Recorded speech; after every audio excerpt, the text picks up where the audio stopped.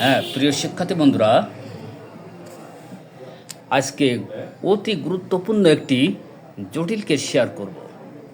এই যে আমার পাশে বসে আছে, এনার বাসা কিন্তু আমাদের যশোরেই। ওনার গায়ে অসংখ্য গ্ল্যান্ড টিবি, যারা আমরা গ্ল্যান্ড টিবি বলি, অসংখ্য ছোট ছোট দানা দানা, যাকে আমরা বলি গ্ল্যান্ড টিবি। কতগুলো আপনার গায়ে বলুন? ভালোই আছে, হ্যাঁ, ভালোই আছে। অনেক আছে না? বেশি আছে সামনের সাইড, তাই তো? সামনের সাইড আর পিঠের সাইড। আর ওতে ব্যথা না, খুব ব্যথা, প্রচুর আকারে ব্যথা। ব্যথা কোনো সময় একেবারে বলা যায় লাইপোমা টিউমার মতো, কিন্তু আসলে সেগুলো লাইপোমা টিউমার না, ওকে আমরা বলি গ্ল্যান্ড টিবি, ছোট ছোট আর কি।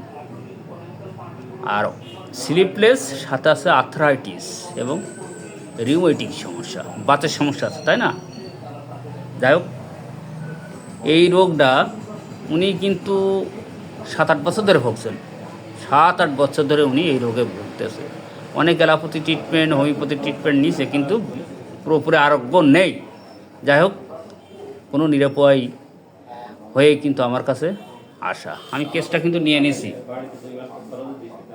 এই যে ওনার কিন্তু এইচআর হট, গরম কাতর, গায়ে ঘাম মাঝামাঝি, ওনার গায়ে কিন্তু আসিল আছে। আপনার গায়ে আসিল, মাথাটা কোন জায়গায় একটু দেখান তো। হ্যাঁ, মাথার এই জায়গাটায় বেশ দেখি বেশ বড় আকৃতির একটু আসিল আছে, এটি খেয়াল করেন। আর গায়ে অন্য জায়গায় আসিল ছিল, তা ওগুলো এমনি অপসারণ হয়ে গেছে, তাই তো? যাই হোক, ওনার মাথায় কিন্তু আসিল আছে, আর অন্য অন্য জায়গায় আসিল ছিল, সেগুলো হয়তো বা রিমুভ করেছে অন্য কোনো কায়দায় বা কোনো ওষুধ খেয়ে। যাই হোক, এই ঠান্ডার সমস্যা কিন্তু তার নেই। উনি কিন্তু বরাবর একটু লবণ পছন্দ, আপনি একটু লবণ বেশি খান, তাই তো? আবার কাঁচা পেঁয়াজ পছন্দ করেন, কাঁচা পেঁয়াজ খুব ভালো পছন্দ। মিষ্টি মিষ্টি পছন্দ করেন না। উনার স্টুলটা প্রতিদিন সকালে কিন্তু পরপর 2 বার হয়, তাই না? ভোরে এবং সকাল নাস্তা করার পরে, তাই তো? আচ্ছা, তাহলে এই যে লবণ পছন্দ, ডিজায়ার ফুড, লবণ, অনিয়ন, অ্যাভারশন সুইট। এই যে স্টুলটা কিন্তু তার কনস্টিপেশন, ডায়রিয়া দুটোই হয়।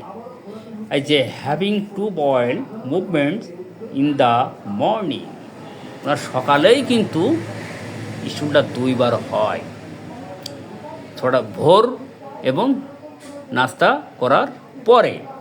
স্যাম্প্যাথেটিক mind, weeping disposition, anxiety, irritable চলতেই থাকে। ঘুমের ভেতর ঝাঁকি লাগে আপনার? আপনার কি মনে হয় যে পিছন দিক থেকে আমার আসছে যখন একা একা হাঁটি, ওটা বেশি মনে হয়, তাই না? এই যে সামান বিহাইন্ড কাম, ঘুমের ঘরে ঝাঁকি লাগে, jerking sleep, dream fly in the sky, fear darkness, fear of ghost. বন্ধুরা, এই যে ওনার মনটা কিন্তু সন্দেহপ্রবণ, এটা হতে পারে না, ওটা হতে পারে, হয় না? এটা সবসময় চলতেই থাকে। আর একটা, ওনার কিন্তু এই যে করোনার টিকা, এই যে কজেশন করোনার টিকা নেওয়া হয়েছিল 3 ডোজ।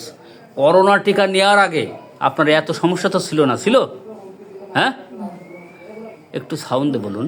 না, ছিল না, কিন্তু করোনা টিকা নেওয়ার পরেই কিন্তু আপনার এই সমস্যাগুলো আরও 3টা দিনই যাবে। আরও জটিল হয়ে গেছে। 2টো দেশের নাকি, যাই হোক, হইলো, সমস্যা নেই।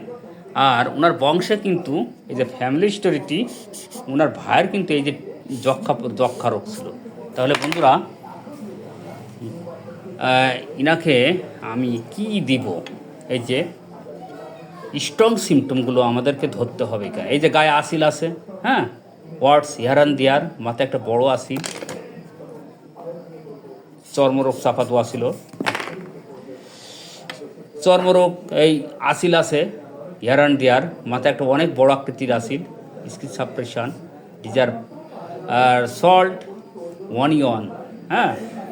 তারপর এই যে স্টুল কিন্তু খুব ভোরেই 2 বার হয়, একবার ভোরে, তারপর নাস্তা সারার পরে। ওনার মনে কিন্তু অ্যাংজাইটি, ইরিটেবল, অস্থিরতা চলতেই থাকে, jerking sleep, dream fly in the sky, মন কিন্তু সন্দেহপ্রবণ, suspicious, someone behind comes, fear darkness, fear of ghost. আর করোনা টিকা তার কিন্তু দেয়া ছিল ফ্যামিলিস্টটি টিভি সব মিলিয়ে ওনাকে আমি থ্রু দ্য অক্সিডেন্টাল 1M পুডোজ দিয়ে শুরু করব। আপনার ভয় নেই, ইনশাল্লাহ নিয়মিত ওষুধ ছেড়ে যাবে।